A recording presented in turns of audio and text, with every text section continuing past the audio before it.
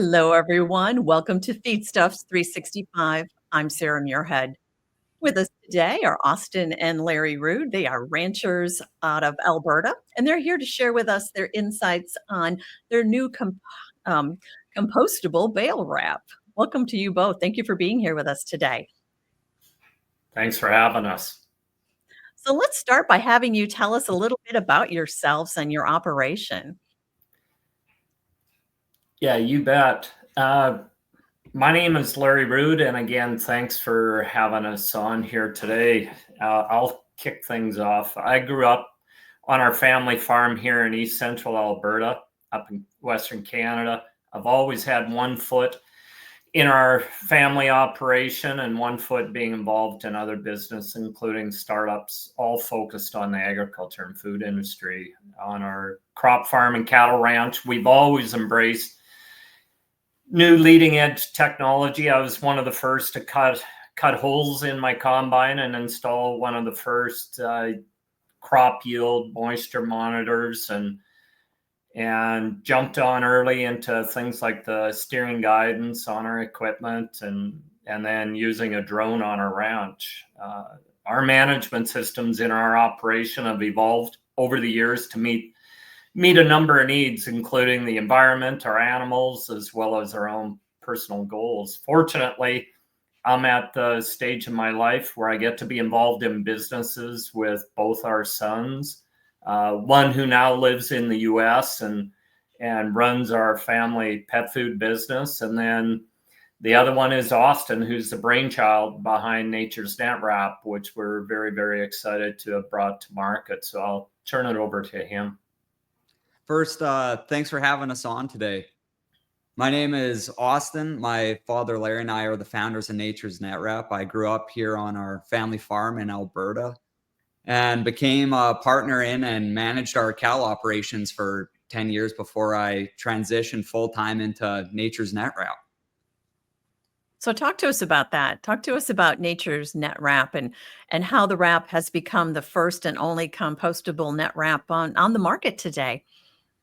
Well, as ranchers, we understand the challenges associated with plastic net wrap and twine. It's something you're dealing with on almost a daily basis. And after having a frustrating day back in 2015, cutting net wrap off of our bales and equipment, I thought there has to be a solution to dealing with this. And that thought led us down the 9-year journey to create Nature's Net Wrap. We spent 7 years doing research and field and lab testing of multiple biopolymers and natural fibers. And from all that R&D, we created a proprietary blend of biopolymers that met all the competing needs and criteria we're looking for to make a bale net wrap. And then in 2022, we developed our first prototype rolls and ran them through a baler at our ranch, which was a very exciting day because it was the first time after all those years we finally knew we had something. And following that, with the help of CNH Industrial, we did 2 years of testing our net wrap through multiple models of balers and climatic zones across North America before we launched last May. So then for farmers and ranchers, what's kind of the day-to-day reality of dealing with the traditional plastic net wrap? Yeah, Sarah, there's 3 main areas that we deal with here with plastic net wrap. The first one is there's a very real cost to having to dispose of and deal with the plastic net wrap as it wraps around axles and bearings and blades on like chopping blades on things like bale processors and manure spreaders, as well as seed drill shanks and packer wheels, all of which causes operational downtime, and time is money. And as you're running ever more expensive equipment and expensive repair bills, it's a rising cost as time goes by. And similar to a lot of people that are in our industry, we deal with this on an ongoing basis, almost virtually throughout the years. You deal with it from one season to the next. The second area is disposing of the plastic net wrap once you've removed it. And that's a very real challenge. There's no real good disposal options. And unfortunately, most people in the industry are relegated to either burning it, which isn't great for the environment, or burying it. And plastic, it takes many years, hundreds of years to really break down. We still have plastic twine and net wrap sticking out of the soil in our corrals where my wife and I live. From when I was a kid, I was probably supposed to pick it up. My dad probably told me to pick it up, but I didn't. And fast forward 50, 60 years later, and it's still sticking out of the ground. You still can't pull it out of the ground, and it just never goes away. The final issue is animal ingestion, and that's a serious issue, and it can be pretty gruesome to see pictures as well as experience it yourself. I know ourselves, we've had animals die, and you chalk it up to something else, or you do an autopsy and you do find a ball of net wrap in there. Or if you haven't done an autopsy, you come back a year later and you see bones and a carcass and a ball of plastic. And we've heard that from many people as well. Everybody has a story around this. And even entanglement around their legs can be an issue. So those are the three main areas that we deal with on plastic on a year-round basis. So, Austin, you have, I mean, you guys are ranchers. How much did your own operation influence the design and function of Nature's Net Wrap? Was that part of it? I mean, you have the experience, so I'm sure you put that into the product. Talk to us about that. Absolutely. We designed this product for people like us, operations going through hundreds to thousands of bales a year. We knew it needed to be tough enough to work in real world conditions and to perform on bales and through balers, similar to how plastic net wrap does, so that it's a seamless transition for customers, yet at the same time be compostable and be made from plant-based renewable resources.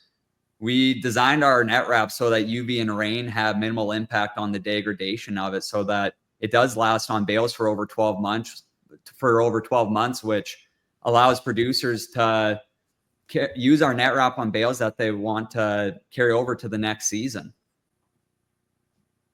So Larry, how long does your net wrap take to break down, and under what conditions?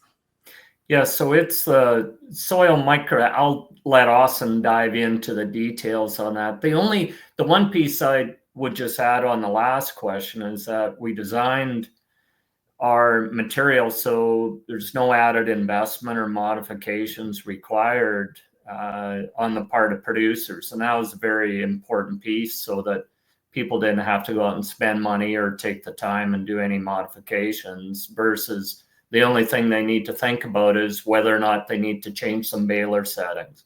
And we're used to that in this industry. As you switch from one type of plastic to another, quite often you've got to adjust some settings, or as you switch from one forage type to another, or you're switching from dry conditions to a little higher moisture conditions, you're having to play around with baler settings. And so we wanted to very much stay with what people in our industry are used to having to do, as opposed to make some major modifications to their equipment.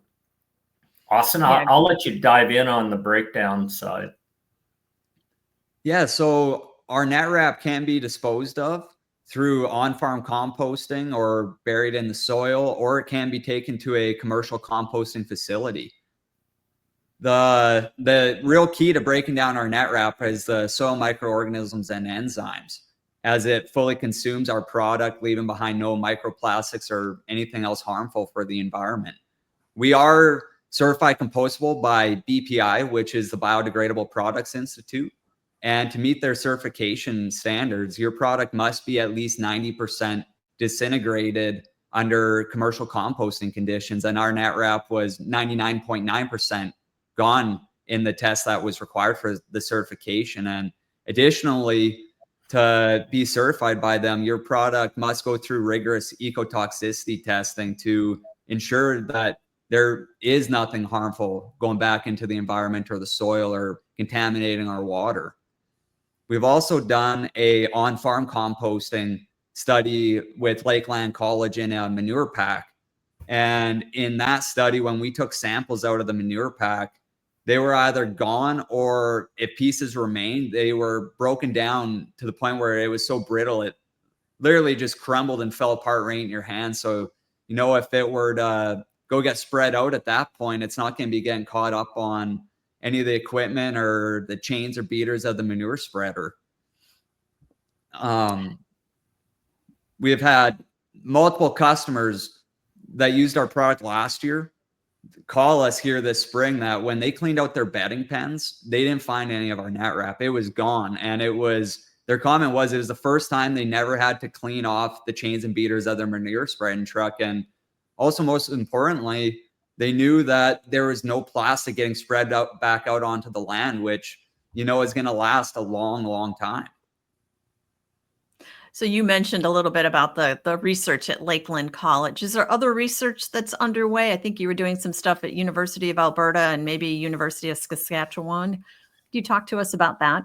Yeah, so the University of Alberta was a part of the initial baseline R&D to identify and test various baseline materials to help us come up with our end product. But we don't have any ongoing studies with them right now, but we are doing a digestibility study with Lakeland College and the University of Saskatchewan that's getting underway very soon here. And hopefully we can have those results back this fall that we can be sharing with our customers. What about when it comes to the risk to animals, our animal performance? Walk us through that, Larry.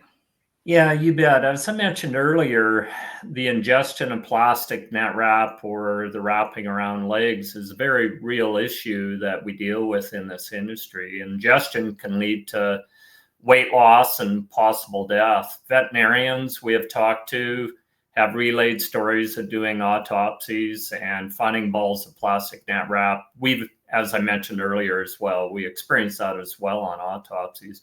And we've heard the same thing from pack implants who find balls of plastic net wrap or long chunks of it. Some of the pictures are a little horrific when you look at them as they're processing cattle, and they deal with this on a daily to weekly basis. South Dakota State University, as well as North Dakota State and Montana universities, all did studies on plastic ingestion, and the pictures they show, unfortunately, are not unusual with what we see and deal with, not only in our own operation, but from the people that have talked to us and stopped by the booth and at trade shows and have called in. Austin spends hours on the phone daily, fielding calls and emails from folks literally around the world.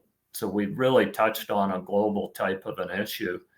And for us, given that our product breaks down, as Austin mentioned, it's the soil microorganisms and enzymes that breaks it down. So it can break down naturally in the soil, and it can be accelerated in the breakdown in things like the manure pack. Austin referenced the Lakeland College study. And so once it's broken down and gone, it's just fundamentally not available for cattle and other animals, wildlife to ingest. And so that also was a key goal for us as we were working through the development of this product, was to try and deal with as best as we can the animal side of this issue. Now you have a partnership with New Holland and CNH. Why is sustainability, why does that matter so much to their business? And how are you leveraging their dealer network to reach more producers? CNH saw the same opportunity we did, a sustainable solution to a widespread problem.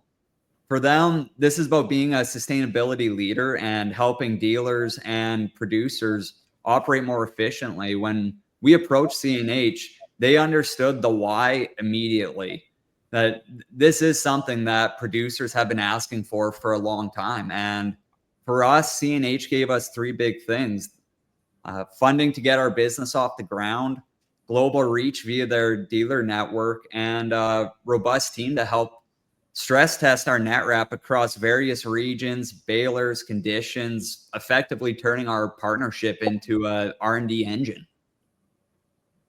Very cool. So, the website, if anybody's looking for more information, is there in your chat. As we wrap up here today, Larry, let's start with you. Anything you want to add? What do you want folks to remember from this conversation? Yeah, I think probably a few things. One is we spent a lot of time, a lot of years working through trying to develop and have been successful in developing a product that allows for a seamless transition to deal with a very real problem. And we wanted to develop a product that people can dispose of on farm and just deal with that disposal issue, as well as to develop a product that still meets the performance expectations, be it running through a baler or in storage, and to do the best that we can on dealing with things like the animal welfare, animal ingestion side of it. And we're very excited with where we're at. We launched a year ago, and our products available throughout CNH's dealership network here in North America, and soon to be in Europe as well here in 2025. And we're very excited to see where we can go with this. There's so many other applications for this material as well. Austin, anything to add to that? I think he covered it. I'd say just if anybody has any questions, to reach out to us, give us a call or check out our website. Very good. Austin and Larry Ruud, thank you so much for joining us today and sharing your product there. Thanks for having us on. Likewise, we appreciate all of you from our audience tuning in. A reminder, you can view this interview along with a number of other Feedstuffs 365 exclusive interviews on feedstuffs.com. Until next time, for Feedstuffs, I'm Sarah Muirhead.